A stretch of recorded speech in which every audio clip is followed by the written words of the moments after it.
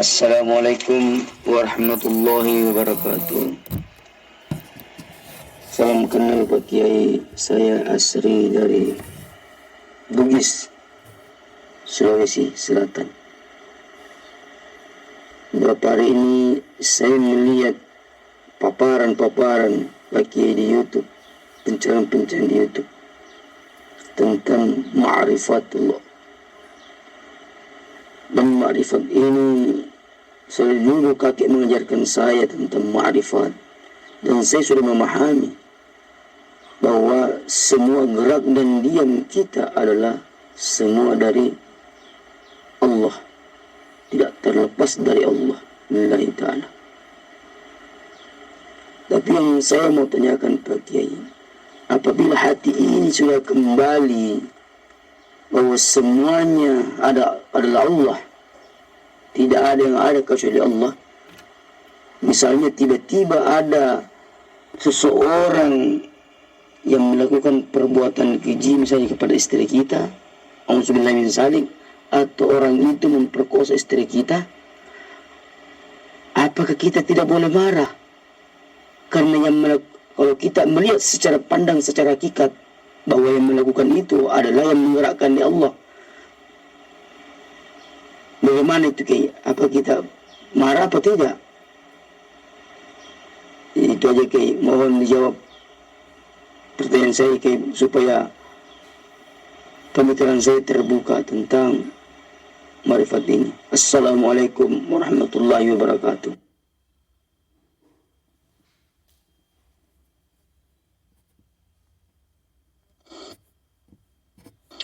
Alhamdulillahirrabbilalamin. Salam kenal juga buat saudaraku yang di Bugis, yang mana pertanyaannya, bila hidup ini Allah, bila tak ada sebiji zarah pun kekuasaan manusia, apabila kita menyaksikan seumpama na'udzubillahi min dzalik, istri saya dijahilin orang lain, atau orang lain yang dizalimi oleh orang lain, diperkosa orang lain, apakah kita apa yang harus kita kerjakan kalau kita sudah mengetahui semuanya Allah? Nah, jadi apapun yang berlaku pada diri kita, maupun kita marah,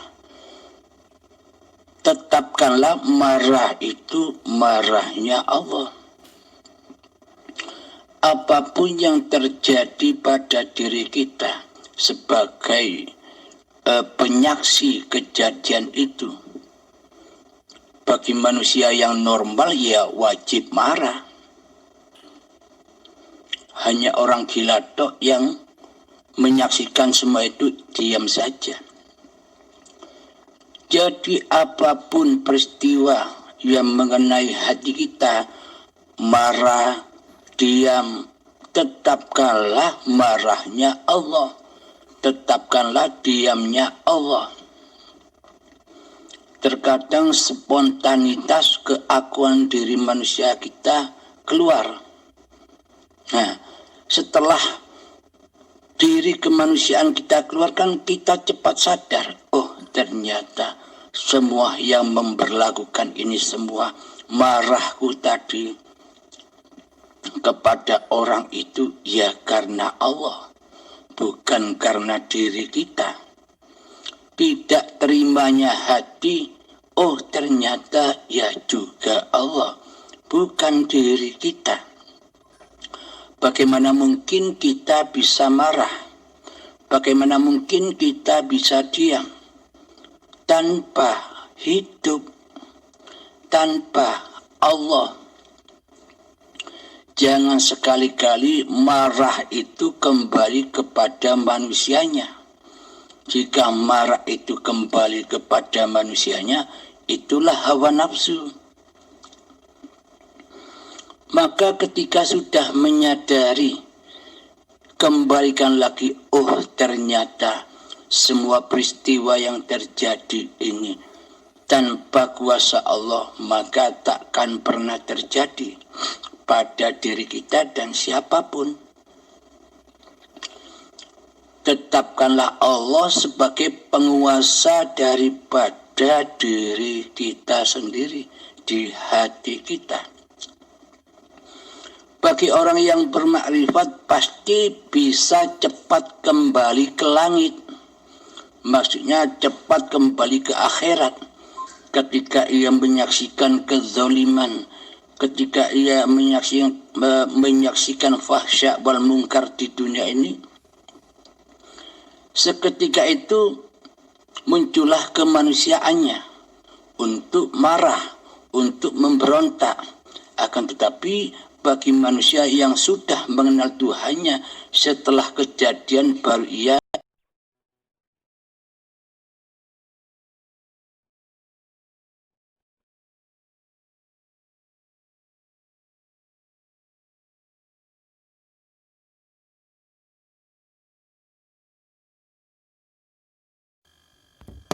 bagi manusia yang sudah mengenal Tuhannya setelah kejadian baru ia naik ke langit lagi, menyadari bahwa semua yang terjadi ini karena Allah, bukan karena siapa-siapa. Karena adanya hiduplah semua peristiwa itu terjadi. Ini bagi orang yang menyaksikan. Terus bagi orang yang dianiaya, bagi orang yang mau diperkosa, tentunya ia membela dirinya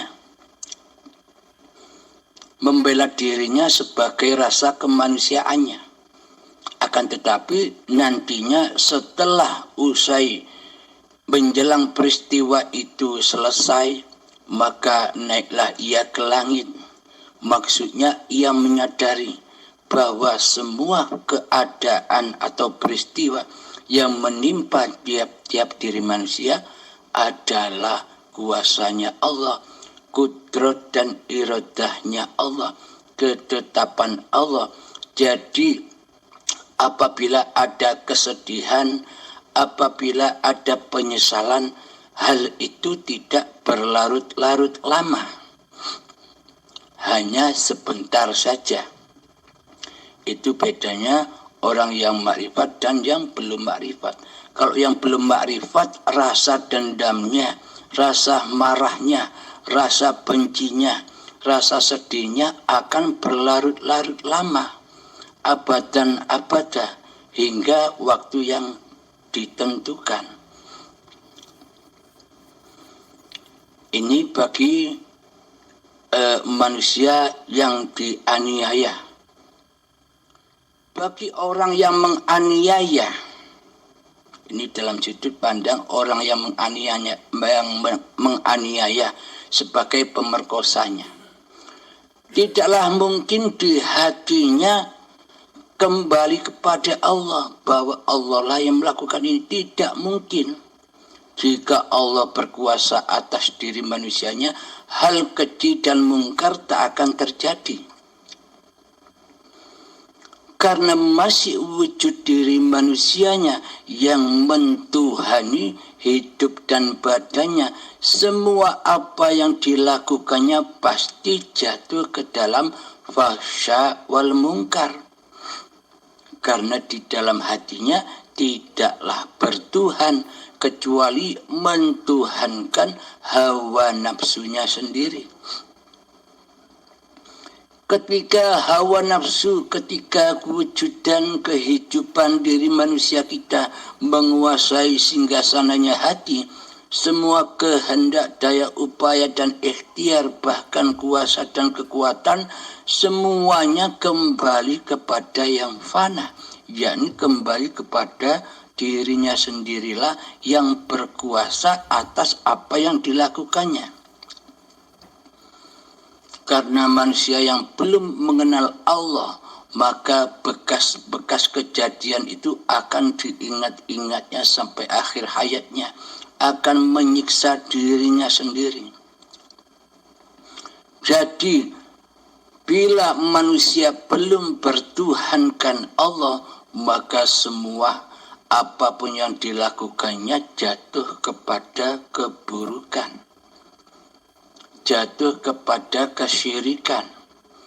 Karena yang ada di dalam hatinya, yang jadi Tuhan, yang jadi penguasa bukanlah Allah, akan tetapi hawa nafsunya lah yang mentuhani di dalamnya.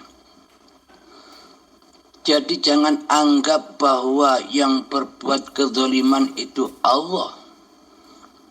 Coba cek hatinya, tak mungkinlah di dalam hati orang yang melakukan kejelekan, keburukan itu, hatinya bukanlah Allah yang menjadi penguasanya. Akan tetapi yang jadi penguasa adalah iblis, setan yang terkutuk, yang dijadikan sesembahan. Akhirnya yang dipandang hanya makhluknya. Ada makhluk wanita cantik, ia kepengen. Ada apapun yang dilihatnya, ia selalu ingin merasa memilikinya. Membayang-bayangkanlah di hatinya, karena yang berkuasa di dalam hatinya masih setan yang terkutuk. Nah, untuk itu marilah kita berdoa. A'udzu billahi minasyaitonir rajim. Jadi kita wajib tahu dulu apa yang dimaksud a'udzubillahi minasyaitonirrajim, doa ta'awudz ini. A'udzubillah, aku berlindung kepada Allah. Ini bagi yang menyaksikan, bagi pelaku atau bagi sang korban. Harus tahu makna doa ini. A'udzubillahi minasyaitonirrajim. Aku berlindung kepada Allah. Jadi jika kita ingin berlindung kepada Allah, harus tahu siapa Allah. Allah itu hanya nama. Jadi mari kenalilah siapa sih pemilik nama Allah itu. Karena masing-masing nama ada pemilik namanya. Contoh, Anda akan berlindung kepada saya, Abdul Halim. Jadi Anda berlindung hanya menyebut nama saya, Abdul Halim, Abdul Halim, Abdul Halim. Anda tidak pergi menjumpai saya sebagai pemilik nama Abdul Halim. Apakah Anda bisa terlindungi? Apakah nama saya bisa melindungi Anda? Tanpa Anda datang kepada saya untuk meminta perlindungan. Begitupun juga Allah. A'udzubillah, aku berlindung kepada Allah. Kita wajib datang kepada Allah dulu sebagai tempat berlindung. Jika kita tidak tahu Allah, jika kita tidak mengenal siapa yang bernama Allah, maka bagaimana mungkin kita bisa berlindung? Maka kenalilah Allah. Siapa sih zat yang bernama Allah itu? Bismillahirrahmanirrahim. Allahu la ilaha illa huwal hayyul qayyum. Allah tiada Tuhan yang berhak disembah kecuali Dialah hidup yang kekal lagi terus menerus menghidupi seluruh ciptaannya. Jadi Allah itu adalah hidup yang selama ini kita akui sebagai hidup manusia kita. Itulah Allah. Lalu bagaimana mungkin kita bisa berlindung kepada Allah sementara selama ini yang berposisi, yang mengaku menjadi Allah adalah diri kita sendiri, karena seluruh sifat-sifatnya Allah sudah kita akui sebagai sifat diri manusia kita. Takkan mungkin kita bisa bertemu dan berlindung kepada Allah. Bila kita sudah menyadari bahwa hidup ini Allah, maka persembahkan lagi kepada Allah. Jangan diakui bahwa hidup ini hidup manusia kita. Setelah kita mempersembahkan kembali bahwa hidup ini Allah, maka matilah diri manusia kita tenggelam di dalam hayatullah.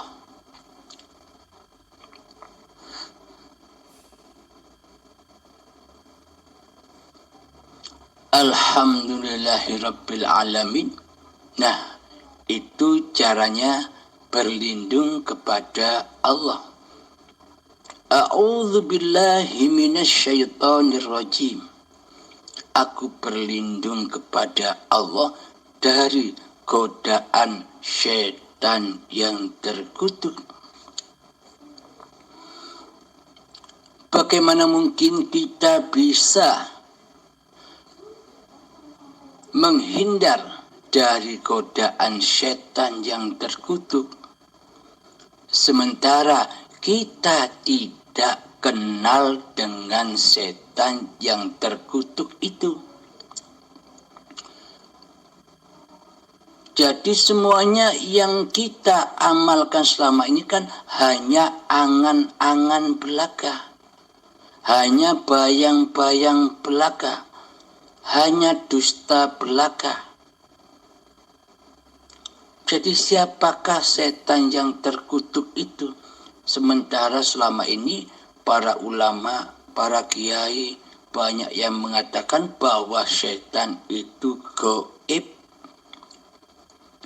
Lah mana mungkin kita bisa terhindar dari godaan setan yang terkutuk?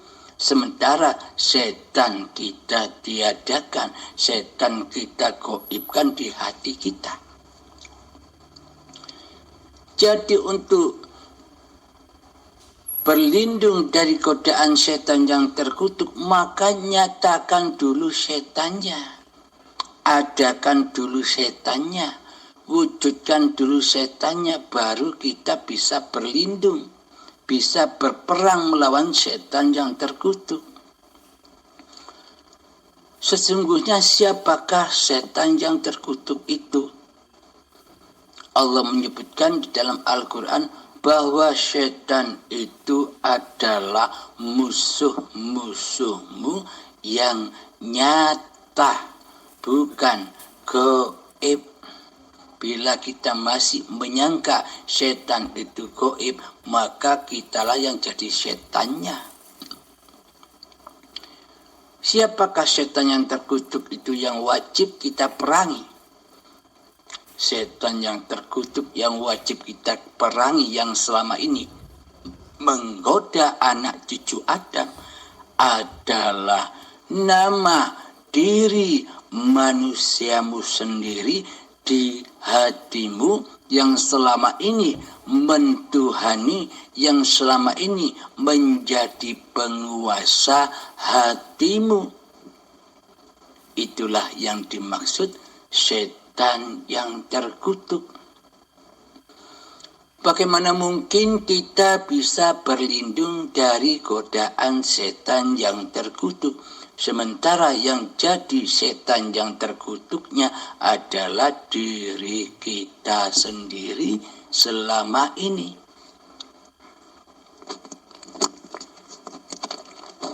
Maka jika selama ini yang ada, yang wujud, yang hidup di dalam hati kita sebagai raja adalah setan yang terkutuk itu, maka beramal apapun ibadah apapun, sholat apapun, ibadah apapun, semuanya dusta.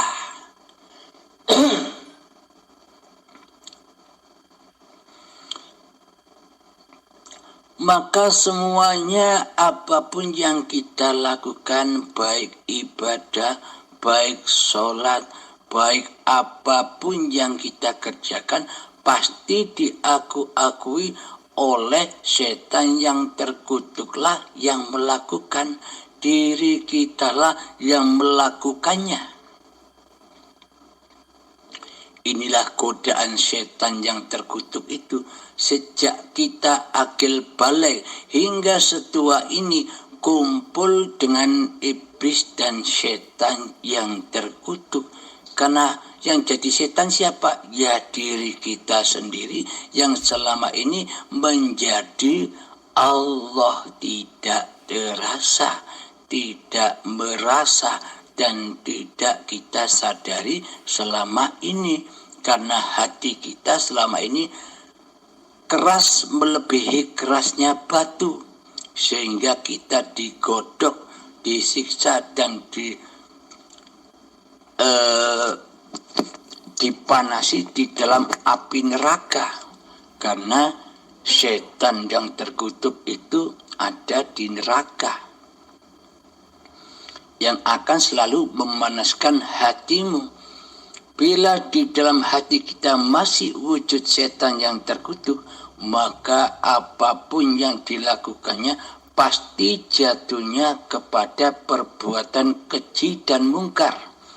Karena merasa tidak butuh akan kuasa Tuhannya, karena ia merasa lebih berkuasa daripada Tuhannya. Jadi semua yang dilakukan, kemaksiatan yang dilakukan, pasti berawal dari setan yang terkutuk. Bila yang ada, bila yang wujud di dalam hatinya Allah, maka tak akan ia melakukan itu. Karena manusia sudah dijaga oleh Tuhannya. Karena di hatinya bertuhankan Allah daripada bertuhankan diri manusianya sendiri di hatinya.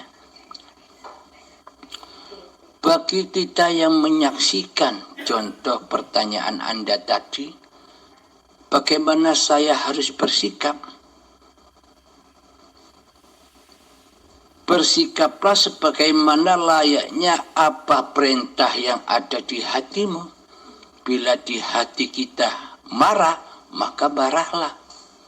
Jika di hati kita diam, maka diamlah. Jadi marah dan diamnya tetap kembalikan kepada kuasa Allah yang memerankan diri manusia kita. Jangan kita akui marah dan diamnya itu sebagai kuasa diri manusia kita. Tanpa adanya hidup, apakah ada marah dan diam? Dengan adanya hiduplah, maka marah dan diam itu ada. Alhamdulillahirabbil alamin. Semoga Anda bisa memposisikan hati setelah mendengar apa yang sudah dipaparkan. Yang terpenting di hati, jangan mengaku-akui, jangan pernah mengakui bahwa semua keadaan, semua apa yang kita lakukan dari diri manusia kita sendiri. Akan tetapi dari Tuhan pencipta diri manusia kitalah yang beraf'al di dalamnya. Alhamdulillahirabbil alamin. Semoga kita semua selalu dilindungi oleh Allah dari setan yang terkutuk. Alhamdulillahirabbil alamin.